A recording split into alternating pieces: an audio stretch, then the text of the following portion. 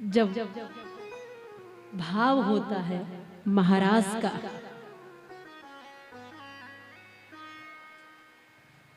तो बांसुरी बजाते हुए सर्वप्रथम श्री राधा रानी का ही आह्वान करते हैं श्री कृष्ण। सर्वप्रथम श्री राधा रानी का आह्वान।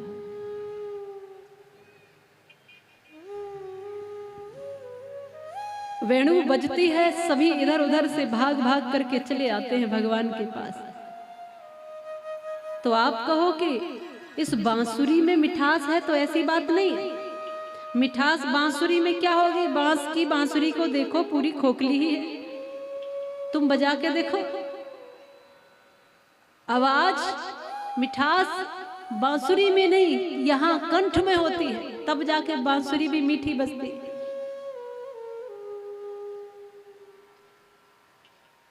अगर ऐसा होता तो फिर किसी के भी बजाने से बांसुरी मीठी बजती, अगर बांसुरी में मिठास होती तो। ये तो बजाने वाले की कला होती है।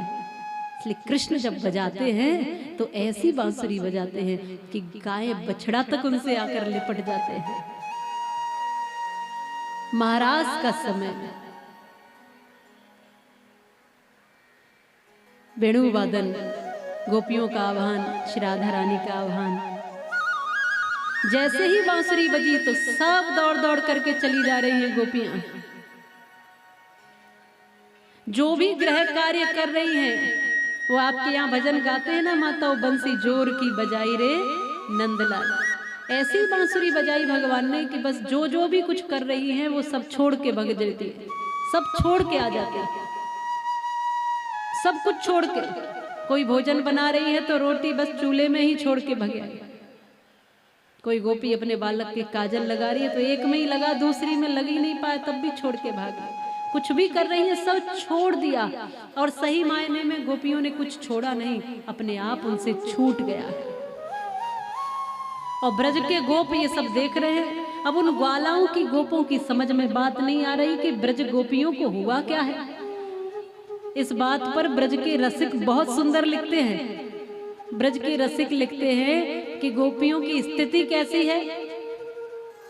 बड़े ध्यान से सुनो, गोपियों की स्थिति कैसी है। जब भगवान बांसुरी बजाते हैं और ये दौड़ती हैं, तब गोप कह रहे हैं रसिकों के माध्यम से कि इनकी स्थिति ऐसी है कि दार में दूध, अंगार में चावल और साग बघारते गोबर डारियो। दार में दूध, अंगार में चावल, साग बघारते गोबर डारियो, और खीर में नमक मिलाई गई, पानी मांगे तो पात्र दे मारियो, हाथ धुलावत फोरियो घड़ा, रुकवे की कही जैसे खाए गयो कारो। और ब्रज के गोप कहते हैं, ऐसी नारिते तो रड़ुआ भले, प्रभु याही अले हो कि मोहे संभाला। तो भागी ही जा रही है, सुन ही नहीं रही है कुछ। ये गोपियां कहती है कुछ छोड़ा नहीं है, बस छूट गया है। बहुत ब्रज में लीलाएं की हैं भगवान ने, आनंद हुआ है। तो कौन कौन चलना चाहेगा महाराष्ट्र में, बताओ?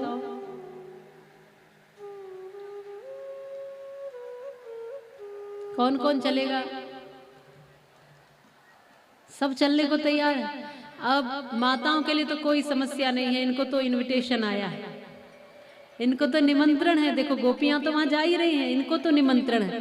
भाइयों के लिए थोड़ी समस्या है महाराष्ट्र में, क्योंकि पुरुष वहां जा नहीं रहे, तो आपको लहंगा पहनना पड़ेगा। बोलो कितने लोग पहन सकते हैं, बताओ?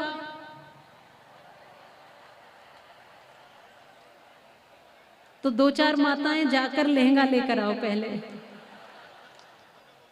अभी देखो कुछ लोग तो रसिक हैं, वो जानते हैं भाव का, रस का, तो वो कह रहे हैं कि जरूर हमें कोई दिक्कत नहीं, अगर महाराष्ट्र में जाने का अवसर मिले तो लहंगा क्या, हम तो चुंदरी भी ओढ़ लें, हम तो सब कर ले। लेकिन कुछ अभी भी सोचते हैं, अरे हाँ हम जनानी बनेंगे।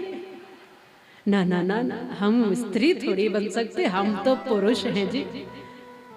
हाँ, बस यही अहम तो है।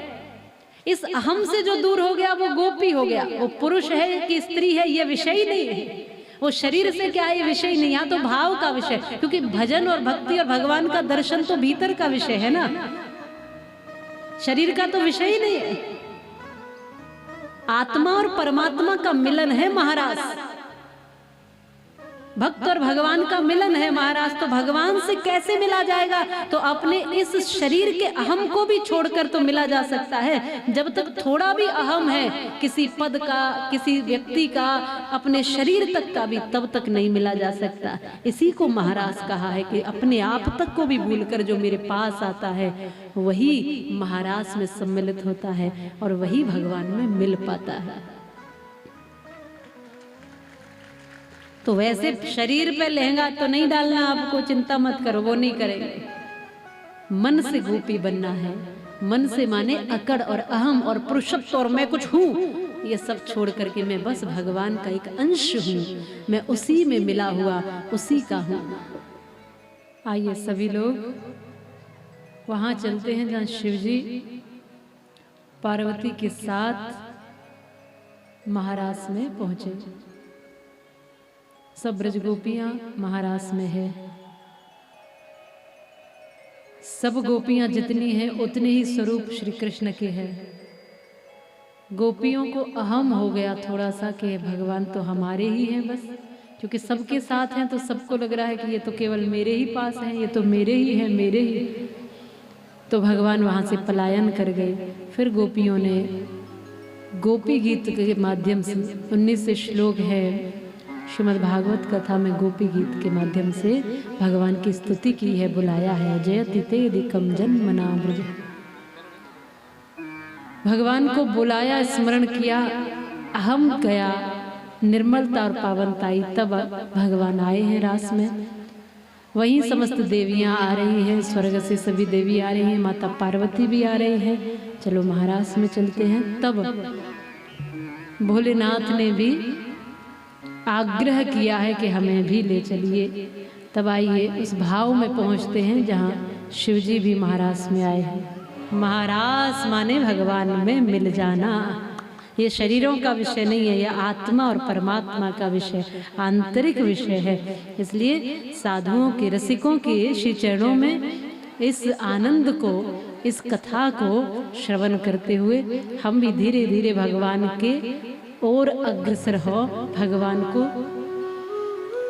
अपने भीतर रोम रोम में बसाते हुए भगवान को अपना माने, प्रेम करें और स्वयं जब भगवान की कथा सुने तो अपने आप को ब्रजवासी मान करके सुने, अपने आप को। यह भाव पूरा यहाँ वृंदावन का ही है।